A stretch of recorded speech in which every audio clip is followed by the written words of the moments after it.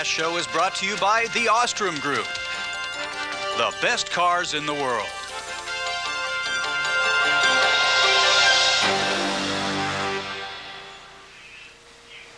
Hi, everyone, and welcome to the Rob Ash Show. I'm Mick Trilong with head coach Rob Ash of the Drake Bulldogs. 54-48, a win over Augustana. Now, this is football, folks. This wasn't a basketball game by any means. High-scoring game, Coach. I know you expected it, right? Oh, no, not in the least, Mick. I mean, it really surprised all of us. I think it surprised Augustana, it surprised Coach Reed, myself, and the players. But you got to play the kind of game that happens, and luckily we came out on top. 2-0 now for the Bulldogs, 602 yards offensively. I can't hardly wait until the highlights get up here. Oh, man, it's going to be great. There are so many highlights. We probably should just stop right now and run the tape for the rest of the half hour. But it's, it was a great ball game because, not so much because we scored so much, but because we came from behind to win.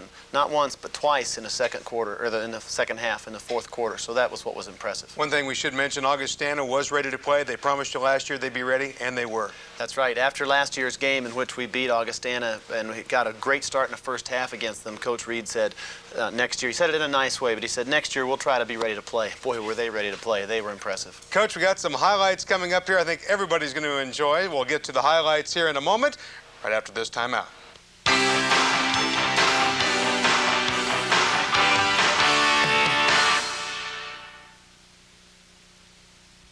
For nearly 40 years, Dave Ostrom has offered Central Iowans cars that set the highest standard for excellence. Superior automotive technology, style, and of course, value. Plus, a commitment to service designed to satisfy your needs. Today, our 3 dealerships offer an outstanding selection of import and domestic cars. The Ostrom Group. Together, we bring you more of the best cars in the world. Hi, this is Tom Baldwin, owner of Home Team Pizza. That's the only place you can get Des Moines Super Large or Large, that fantastic 16-inch pizza. You already know we make our dough every day from scratch, and so it's the freshest anywhere. And you already know we guarantee delivery in 30 minutes or you get your pizza free. But believe it or not, there's still some people that don't know that our larger large pizza with single topping is only $7.99, and it's absolutely delicious. So call Home Team Pizza right now for your larger large. Service. Answers. Saving. Our company is smaller now, but the level of service from Holmes Murphy is still the same.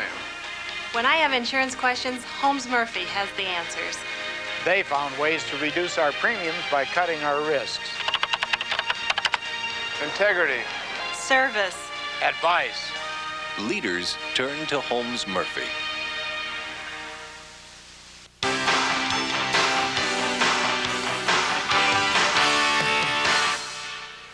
And welcome back to the Rob Ash Show. You know, this loss by Augustana was only their 3rd since 1981, and there's a lot of good highlights to show you here the first and second half. Coach, let's get at it. Tell me about the weather conditions going into the football game. We were concerned about the conditions because it was so wet and rainy. The forecast was for rain, and the field was very slippery, but luckily it didn't rain during the game, so that helped us a lot. You mentioned they'd only lost 3 since 1980. That's true, Mick, at home. They had only lost twice, 2 other games at home here, and you can see the conditions, people with the umbrellas and so forth. We started out the game extremely well. There's a play fake by Jamie D'Angelo and a pass to Dave Doran in our first drive down the field. We took the ball, marched right down the field, got down inside the 10. Here's a nice run by Cortez Hull, taking it down inside the 10, as I say. Good, strong, powerful run. Great opening drive for us. We really set the tempo with our offense, but our first turnover of the year, fumble there by Mike Stanfield. We had a chance to recover it, couldn't get our hands on the wet ball. Augustana stopped us, and I think that really set the stage because we had driven, and Augustana was on their heels, but we didn't get anything out of it. Meanwhile, our defense started out great. You're not going to believe the way this starts. I mean, they scored all these points, but the first couple 3 plays of the game, our defense is all over them. We stopped them right away. The second play right there was a running play. The third play, a little counter. Our defensive front there didn't allow any penetration at all. 3 plays and punt. So we started out great, got the ball right back. Cortez Hull on an excellent run on our second possession. I mean, we're really rolling. This game started out perfectly for us. Now, we got ourselves in a passing situation. Jamie's looking around. He had to scramble out to the outside. He carries that ball like a loaf of bread sometimes, but he did get outside and get close to the first down. However, it was short by about 6 inches. And since we had fumbled the first time down, the rule always is come away with some points. So we took the field goal and got a 3-0 lead. But we could have been ahead, Mick, 14-0 very easily at this point in the game. Unfortunately, we didn't have it. Meanwhile, defense on the second possession, great job. Todd Lee, number 63. There's Todd Sauer, congratulating him. We got him into a 3rd and 20, and then the dam burst. Here's Tom King on an option. He got outside our contain. There's a clip right there on Mike Beeman, which was not called, which allowed the ball to go all the way down the sidelines for a touchdown. They got the first 20 yards on their own. The clip helped them get the last 50, and so, you know, here's one of those situations, you know, when upsets are in the making. We've dominated the game, but we're behind. Watch this run by Julian Nathaniel. Watch him keep going. He comes out of this pile. Unbelievable. Great leg drive. I mean, here's, you know, you put a fresh guy in the game, number 22, Julian Nathaniel. He played really well in limited action, you know, subbing for Cortez. There was a 4th down play right there. Mike Stanfield, you know, grinding it out, getting the first down on 4th down. Then he ran the play fake, and Jamie was wide open coming around the corner. Got a nice block out here in the end zone you can't see from Chad Briley, and he got the touchdown. So we came right back from Augustana's touchdown, and if I get confused on the score, pardon me, because there's so many as we go along, but it's 10-7 now, and we got back on top. Augustana did a great job on kickoff returns all day long. And here's number 17. Get used to this number. You're going to see a lot of it. Tom Tumulty is the boy's name. He's from Chicago area. Young man we tried to recruit. Excellent field position for Augustana here because of that return. Here's a double handoff, though, where we stripped the ball away. Craig Ortworth caused the fumble. Charlie Partridge, under there, number 60, recovered the fumble. So he's excited, and we were able to stop the drive. Now here's our play fake that we ran last week against Simpson. Play fake to Cortez, deep down the middle. Briley was wide open, and so we exploded with another big play right away. First play after the fumble to get ahead again, and so now we think maybe we've got this game under control. Hardly. 17-7, though. We got right back. But add those 2 touchdowns at the beginning, you see, and we could have been well ahead of Augustana at this point in time. Defense still plays well. Remember, there's only been one big play against them. 3rd and 4, they try the quarterback sneak, no go. So they punt, we've got them stopped, everything's fine, but watch what happens on this punt. It comes down, lands on the head of one of our players, doesn't bounce out of bounds. They recover the ball. This is a big play in the game because on the very next snap, play action fake, the thing we feared the most, those play action passes, they got the ball down inside the 10. We stiffened here on a couple plays, but on 3rd down, Tumulty, number 17, you're going to see him a lot, as I said, scored the touchdown. So we had them stopped. It was 17-7, and again, they've had 2 big plays, but it's a close game. Then they got the ball back again here in the 2nd quarter, and Tumulty got outside of our contain. 2 or 3 times in the game, they got outside of our contain. That's something we have to make sure doesn't happen again. So Augustana goes back in the lead, and here we go with the seesaw game that we promised you. Now Roy Fletcher's in the ball game. This is Cortez Hull on an excellent run. Look at him break away here. Cortez almost, he couldn't have quite enough acceleration, but he almost took that all the way. Excellent run down through their secondary to get us on the track coming back. Now we're down inside in close territory. Here's Mike Stanfield, 46. How many times have you seen that trap work for us? Our line does a great job inside blocking. Here's Cortez Hull inside. Boom, nice opening all the way in for the touchdown. That front line of George Haralambakis, Tom Stone, Chris Martin, Chad Sexauer, Phil Smerick, and our tight end Dave Doran, they're doing a great job allowing us to run the football, giving us some big holes. We had 17 runs in this game of 7 yards or more. Here's Tumulty. Now you see they didn't run for big yardage every time. We had a good situation here. They had a screen pass set up where they stopped, so we stopped them and they had to punt to us. Play fake here by Jamie. Pass to Dave Doran. This play worked consistently throughout the game. Now Jamie got hurt, so Roy Fletcher had to come in. He responds right away with a pass to Chad Briley to keep the drive alive. And then on 4th down, right before the half, Julian Nathaniel scores a really important touchdown for us. We scored that with about 10 seconds left in the half to go ahead 31-21 at the halftime. And the ball game isn't over yet. We have some highlights coming up here after we tell you about some of the folks that make this possible.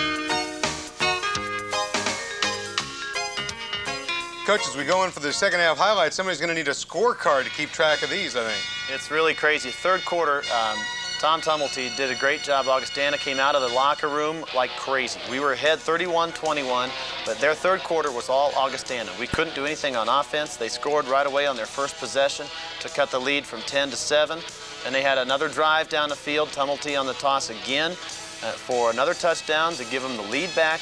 35-31. They stopped us again. We had to punt the ball back. There weren't turnovers or anything like this, Mick. They just stopped us and then they drove. Now that was a 4th and 1 play. 4th and 1. We sold out to try to stop him on 4th and 1. He broke through the line. You know, you've seen that happen in games a lot of times. 3 touchdowns in a row for Tumulty. A 10-point Augustana lead going into the 4th quarter. Unbelievable. But our team came back. Mike Stanfill, we finally got untracked. Mike Stanfill got us going with a good run and then another good run on a trap. Watch him smack into 22, Steve Lindmark there, and get the pile moving.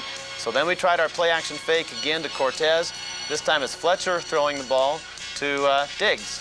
Other time it was D'Angelo to Briley, so I guess anybody can do it. That touchdown got us going. That gave us a spark. It got us back in a ball game in the 4th quarter, 41-38. We've got the momentum on our side. So what does Augustana do? They come right back with a toss sweep, and Tumulty's off to the races. Darren Book managed to make a saving tackle on the sideline, so they run the option. Tom King, Darren Book with a saving tackle on the sideline. I mean, it was just awesome by display. Then on 4th down and goal, we thought we had him stopped again. We made a good call, but a guy didn't scrape out to get to the quarterback there, and they got back to the 10-point lead. So now there's 7 minutes left in the game. We're 90 yards away, 10 points down. We start driving. There's a pass from Fletcher to Dave Dorn. Then on 3rd and 5, key play in the game, George Haralambakis with a big block. Pass from Fletcher to Doran gives us another 1st down. And then here's Mike Stanfill. We're trying to keep, you know, balancing, run and pass, but the clock's ticking down. We got sacked. Here's a big play of the game, 3rd and 20. Pass to Chad Briley, 3rd and 20.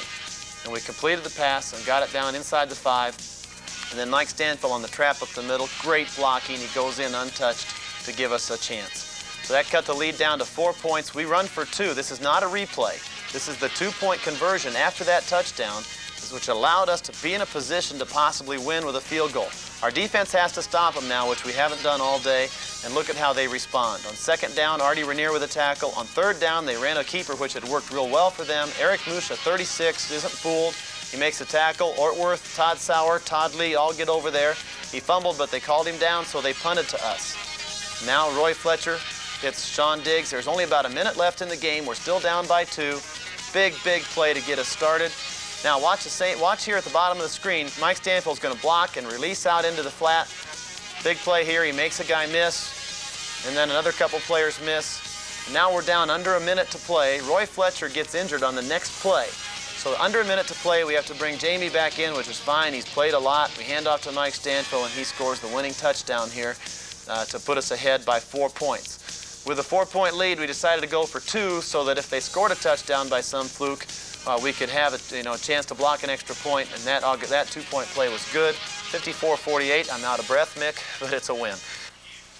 You know, Coach, I think one of the pluses in that ball game, certainly a great way to show their character, was to come back the way they did. That's right, Mick. We were down by 10 points twice, 2 different times in the 4th quarter, and we didn't get it back cheaply. We drove 80 yards for a touchdown, 90 yards for a touchdown, and 50 yards for a touchdown to win the game. It was incredible. And in a couple of those drives, you had to switch quarterbacks in the middle. That's right. We had a couple times we had to because of injuries, but that's just another proof that you need 2 guys to play this game at that position. Let's take a look at the scoreboard, if you will. Well, this is the statistics of the game. I wanted to show this because our offensive performance was a record breaker. We had 258 rushing yards, 331 passing yards, and actually the total yards there, 3 lines from the bottom of 589, has been revised upward now in the final official statistics to 600 and some, which is the most we've had since I've been here. So our offensive team just did a great job. Boy, indeed they did, and the best part is the score. That's right. It was an incredible ball game, and you know, it was a very evenly matched game. Running the football, our ability to pass the football may have won us the game. We'll be back to look at the play of the game right after this.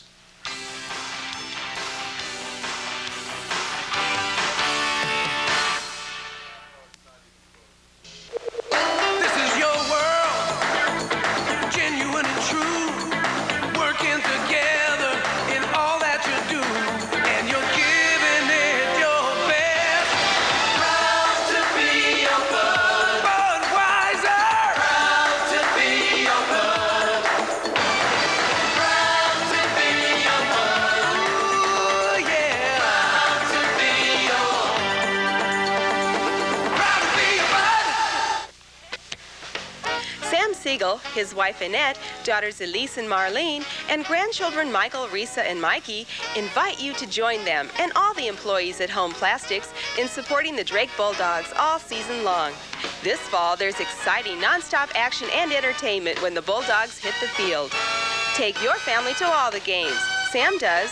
There are 2 names Des Moines can count on: Home Plastics and Drake University. To make a great Sunday brunch, start with a great view. Add something colorful and healthy. And don't forget to add something a little sinful. Add something steamy and delicious and really pile it on. Then make sure you add the right stuff, like good friends. Sunday morning at the Capitol View Dining Room. Brunch at the Best Western Starlight Village downtown once, and you'll be back for more.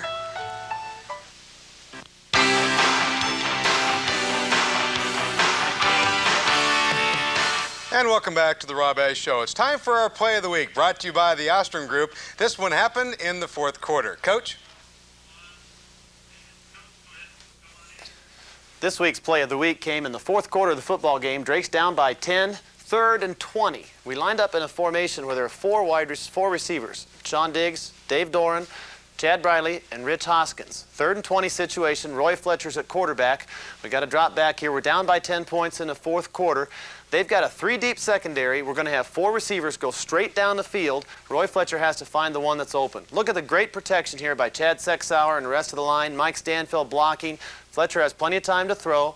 And as the ball comes down, you'll see he picked out the right man, Chad Briley, right in the middle of all the secondary. The free safety and the corner were split by Chad's route right down between the 2 of them. Perfect pass and catch.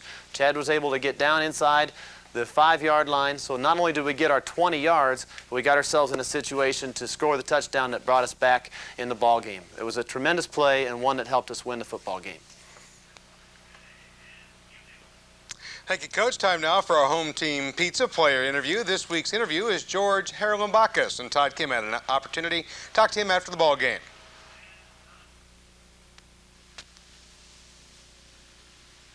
This is Todd Kim with our Player of the Week, and it's probably no surprise that this week's player is from the offense, and it's senior center George Haralambakis. George, have you ever been involved in a football game like this one? Never in my entire life have I ever been involved in something of this nature.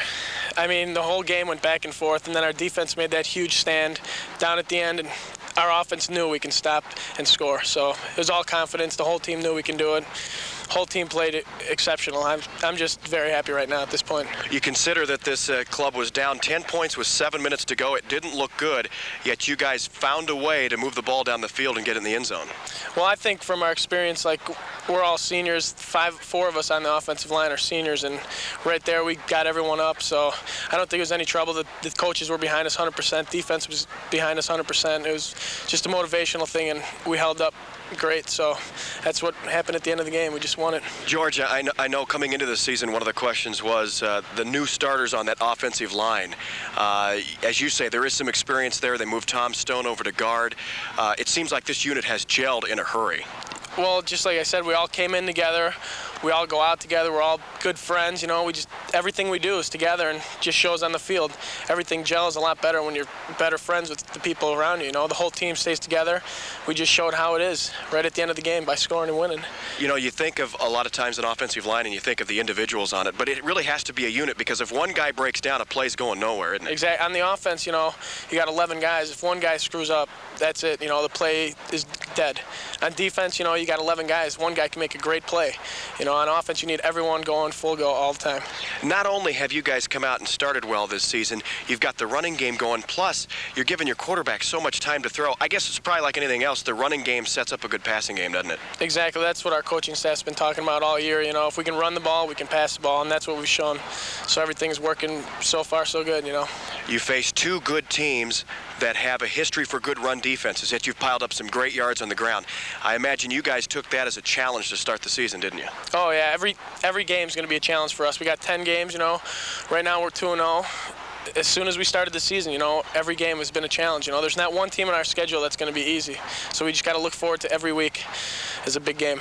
You guys on a comeback win like that, will that give you the added confidence you need to start conference play now? Oh, yeah, that's a great boost for us next week. We're going to have Butler. They're going to be coming after us like just crazy animals, you know. We're going to have to turn it up another level. Even today, I felt that we came out flat at the beginning. You know, we scored 31 points, whatever, first half. Then we just flattened out second half, and then we just started picking it up, you know. We knew we can run on them, so then the momentum, we just had to get it back. That's all it was, just momentum in this game. George, let's switch and talk about you a little bit. Tell us about where you're from, where you went to high school. I'm from Arlington Heights, Illinois. It's a suburb of Chicago, and I went to Rolling Meadows High School. And how did you become interested in Drake University? Well, I got recruited by Coach Hadacek, and the reason I came is for the academics, and then for trying to be a student athlete was my main concern. So that's one reason why I came here. I know Drake has a lot of not only alumni but friends in the Chicago area. Did you know other people that were getting recruited or had been recruited by Drake? Yes, I did know a couple people that did get recruited. A couple players from my high school. They didn't eventually go, but through talk and everything, I talked to them and they just told me it's a good move. So I just made the move to come to Drake, and I'm very happy right now. Well, everybody cherishes their senior year. I'm sure you've got to be happy with the way this one started. So far, so good. You know, we're not going to stop now. We got 8 more games to go. George, congratulations. Thank you. That's George Haralambakis, our player of the game. I love it. You know, he got the dirty uniform, haven't shaved, got the sweaty head. Boy, I tell you, loves it in there. That's right. It's a great moment for everybody on the team. I wish we could have interviewed a lot of guys, but it was nice to hear from an offensive lineman. You know, you don't get a chance to hear those guys talk. You never know their names. George is the spokesman for that group, but there's a lot of good players in that front line. And you got a good game coming up, and we'll talk about Butler right after this.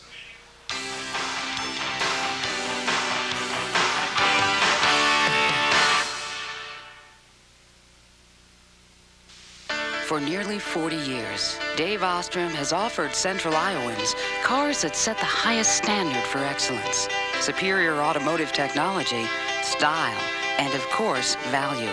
Plus, a commitment to service designed to satisfy your needs. Today, our 3 dealerships offer an outstanding selection of import and domestic cars. The Ostrom Group. Together, we bring you more of the best cars in the world.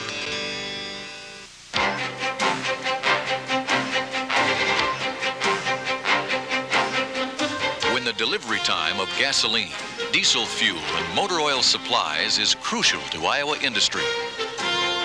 Timely personal service and quality Conoco products at an affordable price that service professionals and their customers can depend on. Parker Oil Company of Des Moines, Iowa.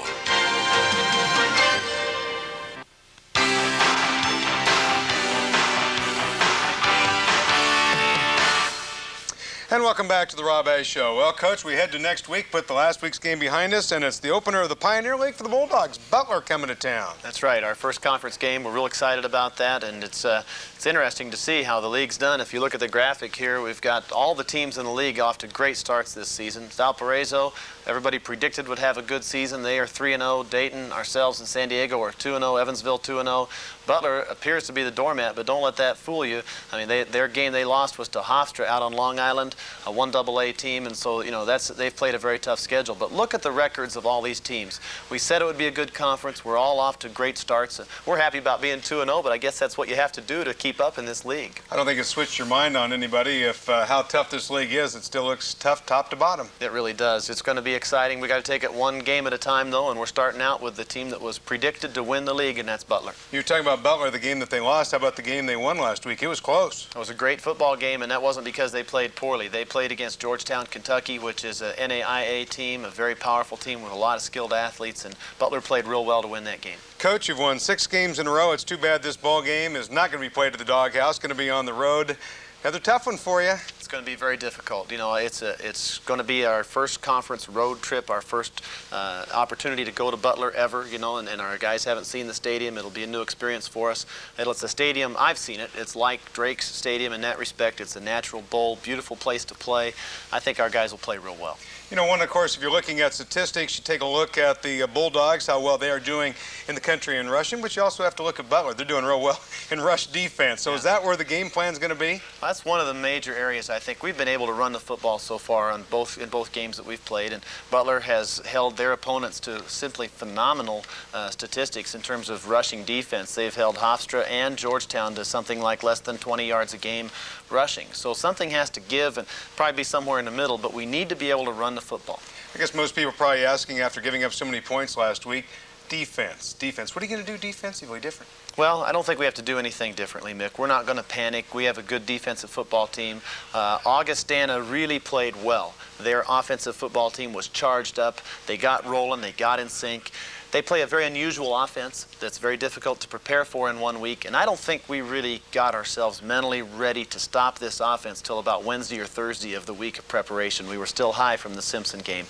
That won't be a problem this week. We're going to be ready for Butler because we're going to practice hard all week. Our guys will be focused all week, and I think we'll play a lot better. You know, right now for Drake, I think there's a couple of things I really like. Number one, you have a couple of quarterbacks. You have plenty of players that you can put in there to keep fresh. You can run the ball, you can pass the ball, and they showed they could come from behind. So right now you got to like this Drake football team. I really do, Mick. We didn't know about the character of this team, really. You know, every team has its own personality, and what I've seen so far to date now is a team that's very gutsy, very determined, a team that scored in the last 10 seconds of the first half of Simpson, the last 10 seconds of the first half against Augustana, the last minute of the second half against Augustana, a big interception and stop prior to the interception by our defensive team. They've come through in the clutch. Certain teams are able to do that, and I think that's what this team has going for it right now. Certainly if they're going to win that Pioneer League, they got to start this week, and it means something to these guys. It really does. We talked a lot about being in a conference, what it would mean for our program in terms of incentives, weightlifting, you know, being fired up from week to week, and now it comes to the point where we finally get to play that first conference game, and we're all excited about it. I know our players are thrilled to have a chance to get into a conference race, and it should be a dogfight. Coach, I'll tell you, the schedule you have is not easy. Every game is tough. You've played 2 tough ones. You got another tough one coming up this week. That's right. Butler is an outstanding football team. They're bigger than we are. They run extremely well. They have excellent skill position athletes. You know, they have juniors and seniors that are on Division II scholarships as a holdover from their Division II days, and some of those juniors and seniors are outstanding players. What we have to make sure that we do is we've got to get in the game. We can't have turnovers, missed opportunities, missed assignments, and so forth, because physically we're going to have a challenge. If we play well, though, I think we'll rise to the physical challenge and stay in there. Good luck to you. Thank you very much, Mick. Thank you. Good luck to you, and we'll see you back here next week for the Rob Ash Show.